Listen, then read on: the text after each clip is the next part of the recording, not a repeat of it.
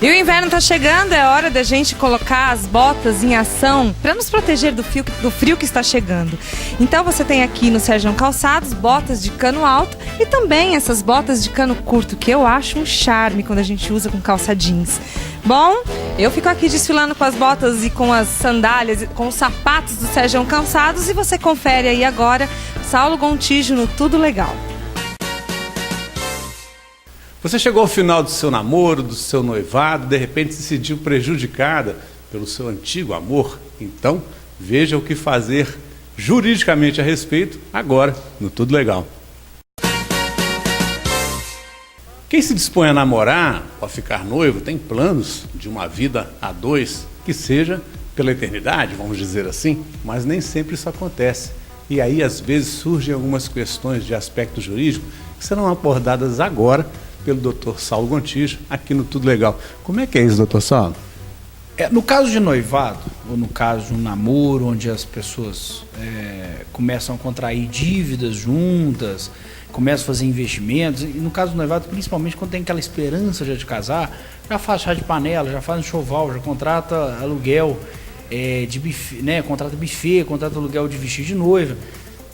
Caso o término do relacionamento seja um término imotivado, ou seja, eu simplesmente deixei de gostar de você, isso pode sim gerar dano moral e danos materiais. Inclusive nos idos do ano de 2006 teve um caso emblemático no Rio Grande do Sul, onde o Tribunal do Rio Grande do Sul condenou, no caso, o noivo, porque simplesmente no dia do chá de panela ele ligou para a noiva dele, né? E simplesmente falou assim: não vou casar mais. E ela já tinha feito vários investimentos. Ele foi condenado a R$3 mil de danos morais e mais o ressarcimento de alguns prejuízos. Então, assim, ninguém é obrigado a continuar noivo, né? Ninguém é obrigado a continuar casado também. Isso tudo depende da vontade. Agora, não pode simplesmente, depois do casal já criar aquela, ou então pelo menos um deles, né, criar aquela esperança: vou casar, já vou fazer alguns investimentos, vou comprar, por exemplo, adquirir um financiamento bancário. Então tudo isso, assim, se um término imotivado, não seja por uma traição, não seja por um outro motivo relevante, pode sim causar danos morais e danos materiais, quase sempre vai causar.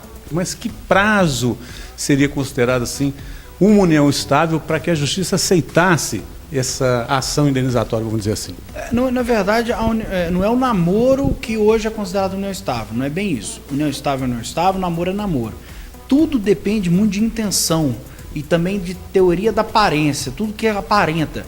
Se os vizinhos, por exemplo, a família, vê aquele casal que eles, por exemplo, já tem entre eles uma união tão forte como se fosse um casamento, se torna uma união estável. Agora, aquele namoro onde se vê só, às vezes, pode ser até todo dia de semana, mas cada um tem sua casa, cada um mora com sua família, cada um tem suas contas, não tem conta conjunta, ou seja, então continua sendo namoro. União estável, para ela existir, pode existir por um dia, não tem problema, não tem um mês, não precisa ser um mês, 2 anos, 1 ano, 2 anos, não, pode ser por qualquer tempo, desde que aqueles mesmos requisitos do casamento existam também nessa relação. Casamentos, requisitos normais, fidelidade, coabitação. Às vezes coabitação nem tanto. Por quê?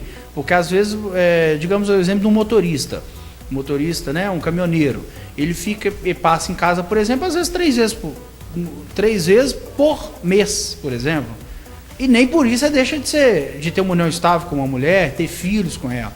Então a união estável, primeiro, tem que ser uma união de 2 pessoas que podem casar, porque também não existe união estável de um casado com o outro casado e eles são amantes. Isso não é união estável. Não existe união estável de uma pessoa com outra, sendo que aquela outra, ou ele, por exemplo, não pode casar. Então tem que ser ambas pessoas solteiras ou divorciadas, né? Com a intenção de viverem juntos, com requisitos igual de casamento. Se aparentam, por exemplo, a toda a sociedade como se fossem casados, independentemente de se ter filho ou não. Bom, então no caso mais específico nosso aqui, seria a questão então do noivado, né? Houve um término de noivado, houve aí alguma despesa relativa a móveis, buffet, festas, etc, etc. Aí a justiça até entende que pode haver uma ação indenizatória. Pode haver, né? Porque tudo vai depender do caso concreto, né? Aquele término, por exemplo, vamos dizer, no caso do Rio Grande do Sul que eu citei, o caso do noivo que termina sem motivo nenhum aparente, né? Como se fosse assim uma criancice, digamos assim, aí sim pode gerar danos na esfera civil, com certeza, danos morais e materiais. Bom, eu espero que você tenha ficado satisfeito com a explicação, mas eu gostaria até de já colocar aqui um tema para nosso próximo encontro. Existe a possibilidade de uma mulher traída processar a amante e pedir indenização por danos morais? Mas isso fica para a semana que vem. Valeu!